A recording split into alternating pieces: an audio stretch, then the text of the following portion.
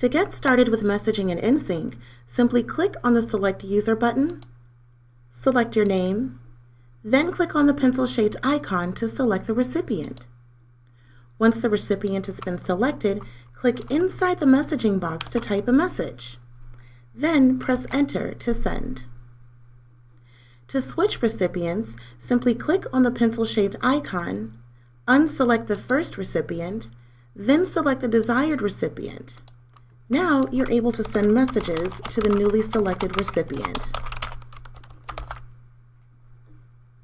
If you're wanting to send a message to multiple users, click on the pencil-shaped icon. There, you can select all the users you wish to send the message to.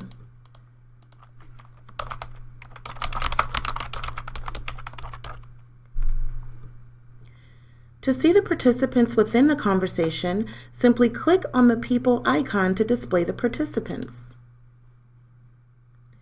To view or switch conversations between people, click on the talking icon to display all active conversations.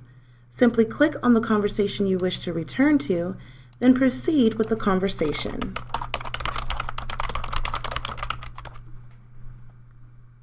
To delete messages, you will need to log into the Administrator portal. Please see the Administrator portal video for more information.